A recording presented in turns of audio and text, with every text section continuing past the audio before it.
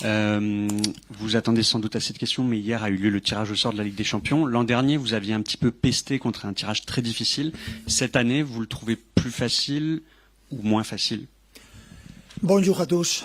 Qu'est-ce que vous pensez? Pareil, c'est la même chose, pareil. Et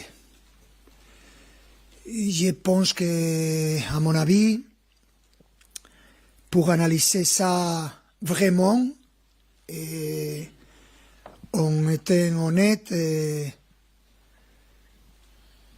je dois attendre à les prochaines années, à les tirages au sort de les prochaines années. Et si je fais la même chose, peut-être les boutons du computer ne marchent pas. Mais rien, je rigole, mais en même temps, c'est important pour nous de savoir que cette nouvelle compétition, ce nouveau format de compétition, c'est joli pour quelqu'un équipe, mais les 36 équipes ont de différents calendriers et c'est une condition très importante pour être dans les premières 8 équipes, que ce sont les équipes qui feront plus de points. Avec notre calendrier, ce sera comme l'année dernière, et c'est normal de perdre des matchs, de perdre des points, parce qu'il y a beaucoup de niveaux dans les adversaires que nous vont affronter.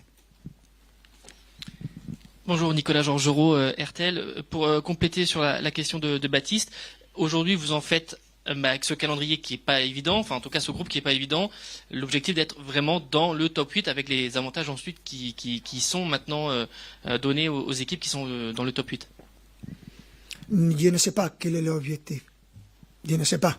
Mais avec ce calendrier, si je vois l'année dernière, pour moi, on a fait un très bon Champions League en termes de jeu, mais quand tu joues contre Bayern de Munich, Barça, ce type d'équipes, tu vas perdre des matchs, tu vas perdre des points.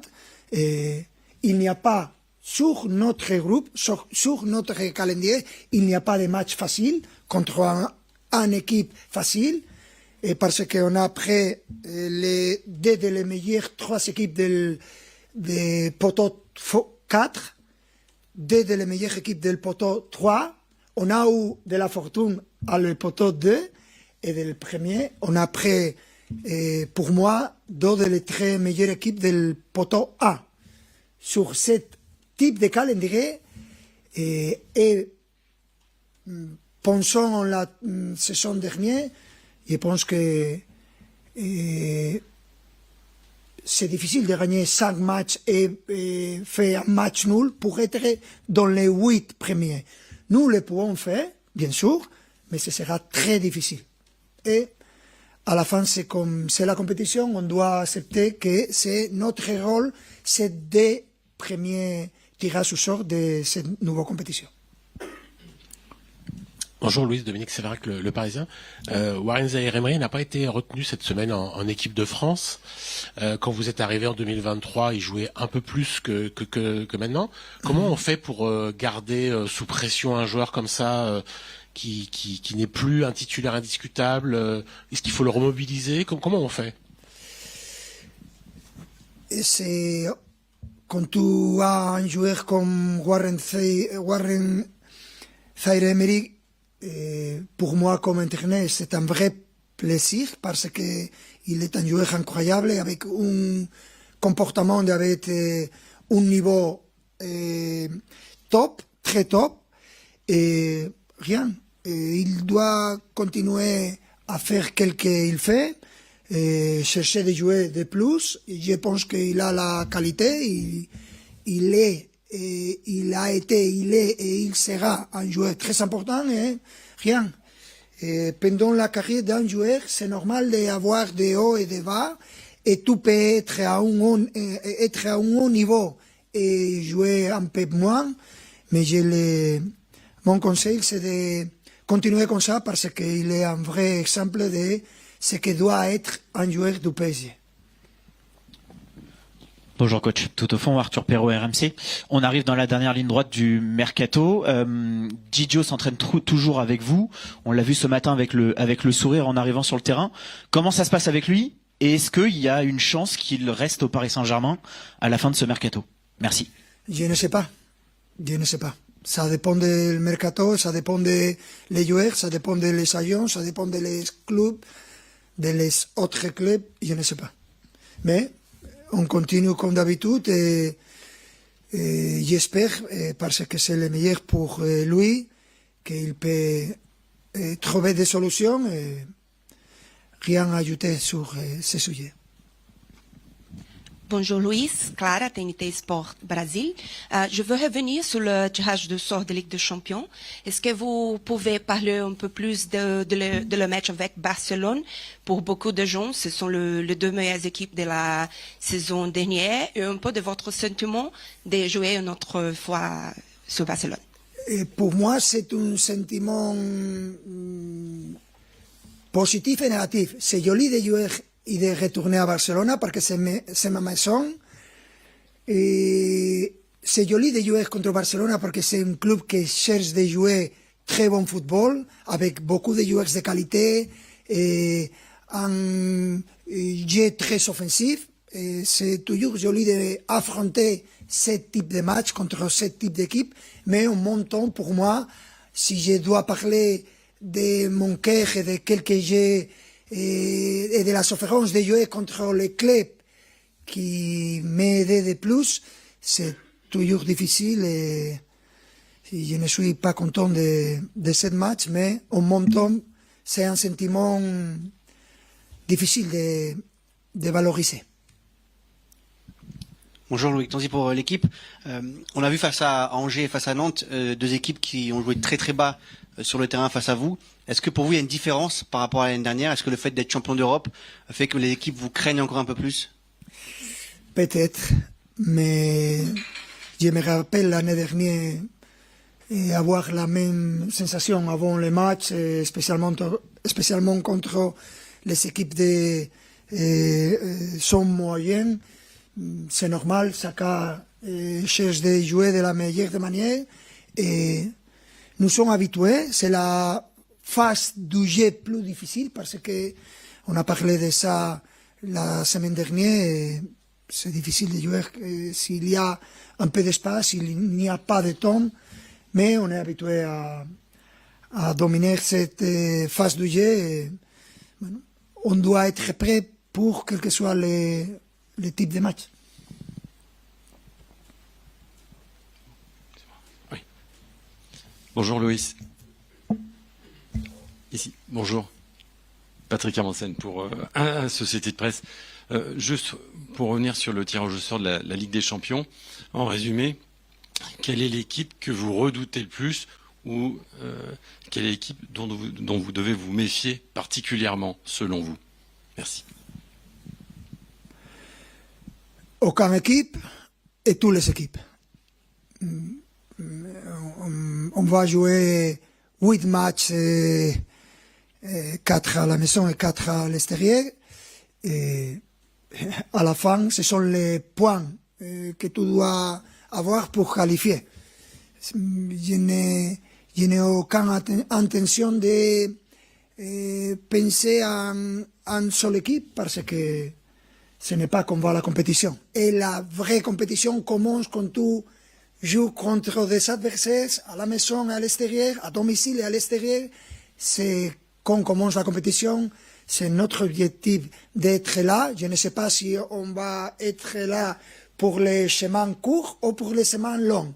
Mais à la fin, notre objectif comme équipe est de chercher de gagner de nouveau la Champions League. Et si c'était facile, tout le monde le ferait. Et nous savons que ce sera difficile. Bonjour Louis, juste ici au fond, Corentin Roland de la chaîne L'équipe. Est-ce que vous pouvez juste nous donner des nouvelles de Gvisha Kvaratskhelia, s'il vous plaît? Merci. Les nouvelles? Oui. Il n'y a pas de nouvelles. Notamment sur l'état physique. C'est parfait, comme moi, parfait. Bonjour coach, Ilyes Peters, 90 000. Je reviens un peu sur le tirage au sort de la Ligue des Champions. Est-ce que finalement, selon vous, avoir un tirage aussi relevé et affronter les meilleures équipes d'Europe dès le début de la compétition, c'est pas entre guillemets un mal pour un bien pour mieux se préparer pour les tours à phase finale notamment? Merci. Peut-être. Il y a toujours des valorations, des capacités à penser que peut-être positif, peut-être négatif, je ne sais pas. Mais c'est habituel pour nous d'avoir ce type de tirage au sort et il doit accepter ça parce que c'est comme ça. Mais pour valoriser, je pense qu'un peu plus de temps, nous pouvons valoriser ça en la meilleure des conditions pour voir si est positif ou si est négatif. Mais à la fin, c'est différent. Et c'est concept que normalement, il y a en une compétition de ce niveau, que c'est la égalité, rien d'égalité, parce qu'il y a 36 différents calendriers. Et je me répète, j'espère peuvent parler sur ça l'année dernière, l'année prochaine, excusez-moi.